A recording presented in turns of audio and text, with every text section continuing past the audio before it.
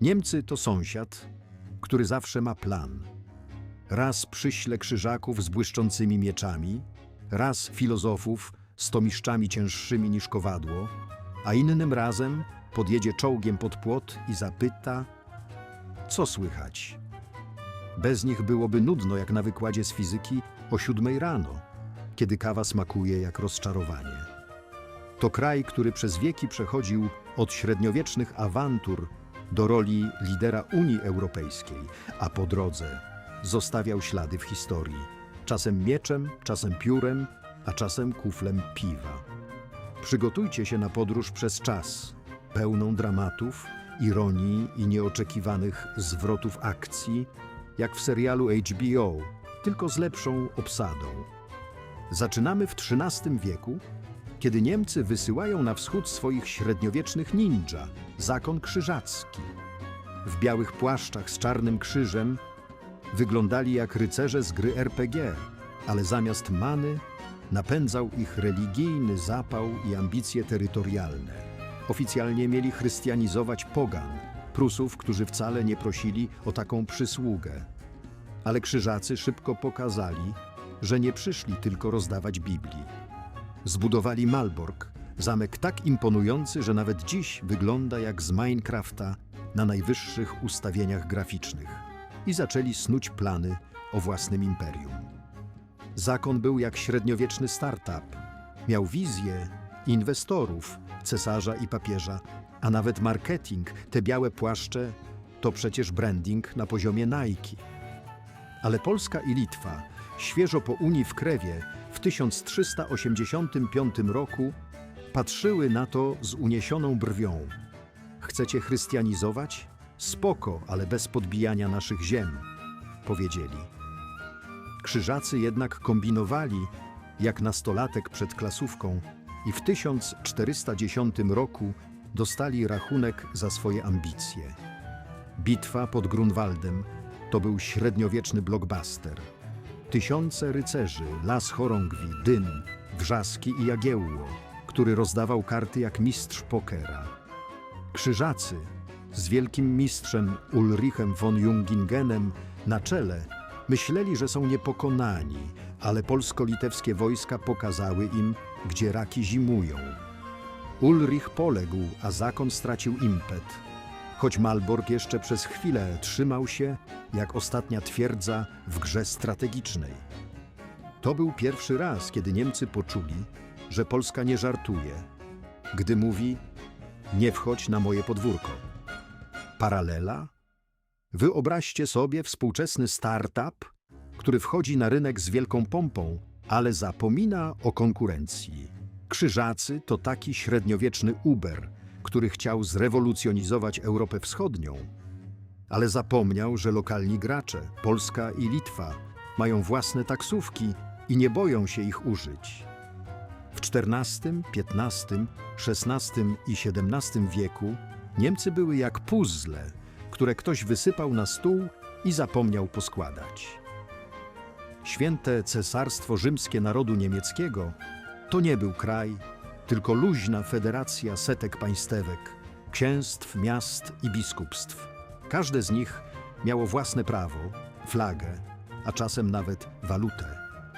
Wyobraźcie sobie podróż z Norymbergi do Monachium. Po drodze zmieniacie pieniądze 4 razy, łamiecie 3 lokalne prawa, bo nie wiedzieliście, że w jednym księstwie nie wolno jeść kiełbasy w środę, a w drugim gwizdać po zmroku. GPS by się przegrzał. Ten chaos miał jednak swoje zalety. Był jak inkubator idei, gdzie każdy mógł spróbować czegoś nowego. I wtedy, w 1517 roku, wchodzi on, Marcin Luter, z młotkiem w jednej ręce i 95 tezami w drugiej. Przybija je do drzwi kościoła w Wittenberdze i rozpętuje burzę, która zmienia Europę. Reformacja to jakby ktoś wrzucił granat do watykańskiego salonu. Monopol kościoła pęka, a Niemcy dzielą się na protestantów i katolików. Konsekwencje? Wojny religijne, które kulminują w wojnie 30-letniej, 1618-1648 rok. To był prawdziwy kataklizm. 1/3 ludności Niemiec ginie, miasta płoną, a wieś zamienia się w postapokaliptyczny krajobraz. Pokój westfalski w 1648 roku kończy rzeź, ale cesarstwo pozostaje luźnym zbiorem państewek, bardziej przypominającym współczesny internet niż nowoczesne państwo. Polska patrzyła na to z boku, popijając miód pitny i mówiła: my tu mamy swoją szlachtę, liberum veto i złote wolności. Nie potrzebujemy aż takiego dramatu. Ale reformacja dotarła i do nas, tylko w polskim stylu. Każdy wierzył w co chciał, byle płacił podatki i nie robił za dużo hałasu. Polska była wtedy oazą tolerancji religijnej, podczas gdy Niemcy przypominały reality show, w którym wszyscy krzyczą i rzucają talerzami. Analiza. Święte Cesarstwo Rzymskie to fascynujący przykład, jak decentralizacja może być siłą i słabością. Z jednej strony rodziła kreatywność, Luter, druk Gutenberga, początki kapitalizmu w miastach hanzeatyckich. Z drugiej brak jedności sprawił, że Niemcy były łatwym łupem dla sąsiadów, jak Francja czy Szwecja, które w wojnie 30-letniej grały nimi jak pionkami. Polska, mimo własnych problemów, miała wtedy silniejszą tożsamość państwową, choć liberum veto już czaiło się jak wirus w systemie. W XVIII wieku z niemieckiego chaosu wyłania się nowa gwiazda – Prusy. Ich przepis na sukces? Żelazna dyscyplina, musztra i kult porządku, który dziś nazwalibyśmy Ordnung über alles. Fryderyk Wielki, zwany Starym Frycem, był jak CEO startupu, który zamiast memów pisał eseje o polityce, a w wolnym czasie prowadził wojny z takim zapałem, że nawet Napoleon mówił o nim z szacunkiem. Prusy to był prototyp nowoczesnego państwa. Rozwinięta administracja, armia jak z katalogu Ikei, składana, ale zabójczo skuteczna i zero miejsca na improwizację. Fryderyk reformuje gospodarkę, buduje kanały, wspiera rolnictwo, a jednocześnie podbija Śląsk, który był wtedy gospodarczym skarbem Europy. Polska, niestety, w tym czasie przeżywa kryzys. Szlachta kłóci się o wszystko. Król jest słaby, a sąsiedzi, w tym Prusy, zaczynają ostrzyć noże na rozbiory. Pierwszy rozbiór w 1772 roku to gorzka pigułka. Prusy razem z Rosją i Austrią kroją Polskę jak tort na imieninach. Fryderyk Wielki z cynicznym uśmiechem zabiera Pomorze Gdańskie, odcinając Rzeczpospolitą od morza. Dla Polski to katastrofa, dla Prus kolejny krok w budowie potęgi. Kolejne rozbiory w 1793 i 1795 roku dopełniają dzieła. Polska znika z mapy, a Prusy stają się jednym z głównych graczy w Europie. Paralela. Prusy to jak współczesna korporacja, która przejmuje mniejsze firmy, optymalizuje procesy i nie patrzy na sentymenty. Polska w XVIII wieku przypominała zaś rodzinny biznes, który ma świetną markę, ale fatalne zarządzanie i w końcu bankrutuje. Analiza. Sukces Prus to zasługa nie tylko Fryderyka, ale i pruskiego etosu, pracy, dyscypliny, lojalności wobec państwa. To właśnie ten etos stanie się fundamentem przyszłych Niemiec. Ale dla Polski był to czas traumy.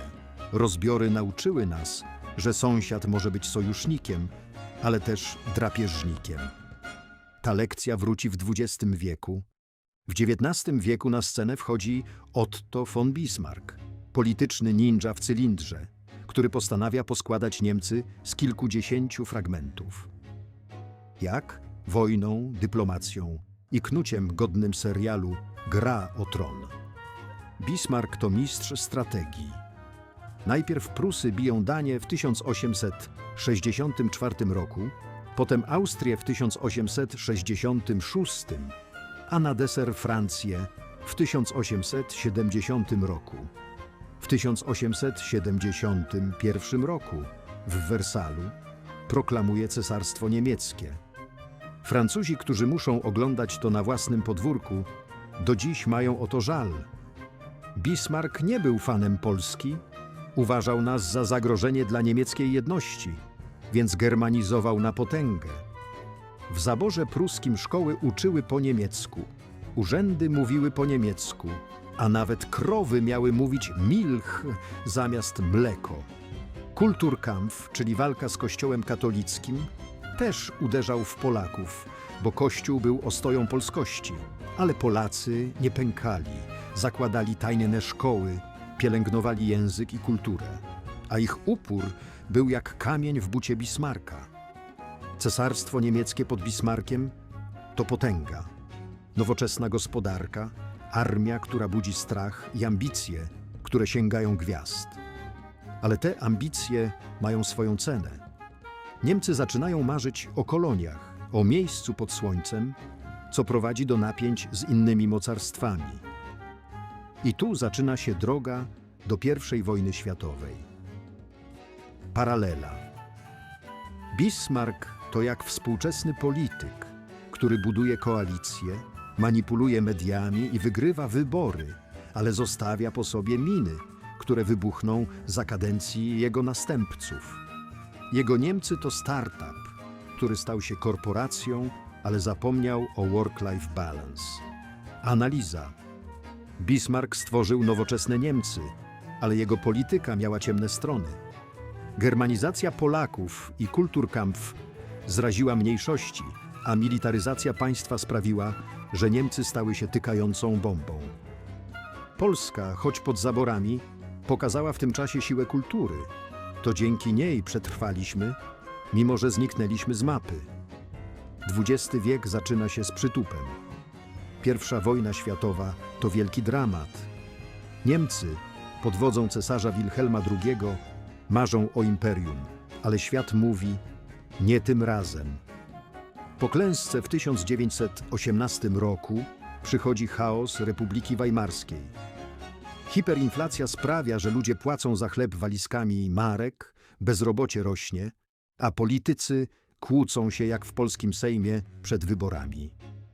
W tym zamieszaniu pojawia się on, Adolf Hitler, z wąsikiem, kompleksem Mesjasza i talentem do hipnotyzowania tłumów. W 1933 roku przejmuje władzę i zaczyna marsz, który zamienia Europę w piekło. II wojna światowa to dla Polski i Niemiec trauma na poziomie hardkoru. Niemcy napadają na Polskę we wrześniu 1939 roku, wywołując globalny konflikt. My tracimy 6 milionów obywateli, w tym 3 miliony Żydów w Holokauście. Niemcy po początkowych sukcesach kończą w gruzach w 1945 roku. Polska po wojnie to morze ruin. Warszawa jest zniszczona w 85%. Niemcy też leżą w gruzach, a do tego tracą terytoria na wschodzie, w tym Śląsk i Pomorze, które wracają do Polski. Przyjaźń polsko-niemiecka nie istnieje, jest tylko ból, żal i zgliszcza. Paralela. Hitler to jak toksyczny lider, który obiecuje złote góry, ale prowadzi firmę na skraj bankructwa.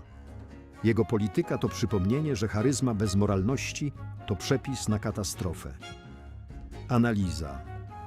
II wojna światowa to największa tragedia w historii polsko-niemieckiej. Niemcy, napędzane ideologią nazistowską, stały się symbolem zła, a Polska symbolem oporu.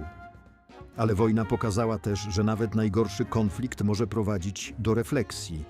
Powojenne Niemcy musiały zmierzyć się z własną odpowiedzialnością, co stało się fundamentem ich przyszłej demokracji. Po wojnie Niemcy robią coś w stylu kopiuj wklej. Powstają dwa państwa. Na zachodzie RFN, czyli kapitalizm, wolność i kiełbasa w każdą sobotę. Na wschodzie NRD, czyli komunizm, brak bananów i Stazji, podsłuchująca nawet twoje sny. Mur berliński zbudowany w 1961 roku staje się symbolem zimnej wojny, dzieli nie tylko miasto, ale cały świat. Polska siedzi po stronie NRD z radzieckim opiekunem i gospodarką, która planuje wszystko, tylko nie dobro obywateli. Ale w sercach mamy marzenia o dżinsach, płytach The Beatles i kolorowym świecie za żelazną kurtyną. W 1980 roku rodzi się Solidarność. Ruch, który pokazuje, że Polacy nie godzą się na szarość komunizmu. Gdy w 1989 roku mur berliński pada, Niemcy płaczą, tańczą i kleją się z radości. Polska też świętuje. Wolność, demokracja, Big Mac i nadzieja na lepsze jutro. Zjednoczenie Niemiec w 1990 roku to jak happy end w komedii romantycznej. Wszyscy są wzruszeni, ale wiedzą, że teraz trzeba posprzątać po imprezie. A sprzątanie kosztuje. RFN wydaje biliony marek na odbudowę NRD, a różnice między Ossis, wschodniakami, a Wessis, zachodniakami, są widoczne jeszcze przez dekady. Paralela. Podział Niemiec to jak rozwód, a zjednoczenie jak powrót po latach. Niby miłość wróciła, ale rachunki za terapię są kosmiczne. Analiza. Podział Niemiec pokazał, jak ideologia może podzielić naród.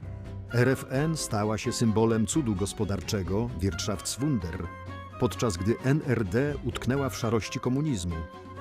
Polska, choć w obozie wschodnim, była iskrą, która pomogła obalić system. Solidarność zainspirowała ruchy wolnościowe w całym bloku wschodnim. Zjednoczone Niemcy wchodzą w XXI wiek, jak zawodowy gracz w szachy. Angela Merkel, kobieta z doktoratem z fizyki kwantowej i miną „zrobiłam pracę domową, a ty” staje się twarzą nowej Europy. Rządzi od 2005 do 2021 roku, prowadząc Niemcy przez kryzys finansowy, kryzys migracyjny i pandemię z takim spokojem, że niektórzy żartują, że Merkel to robot zaprogramowany na Ordnung. Niemcy to dziś potęga gospodarcza. Produkują najlepsze auta, pralki i piwo, a ich technoimprezy w Berlinie są legendą.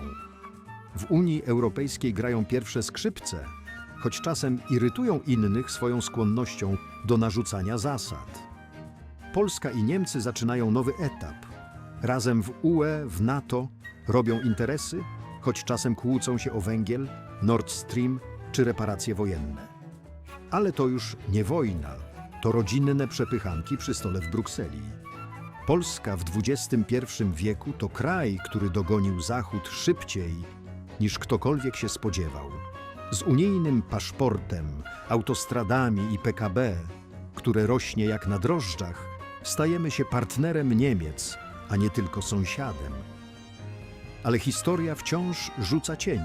Debaty o II wojnie światowej czy polityce klimatycznej pokazują, że zaufanie buduje się powoli.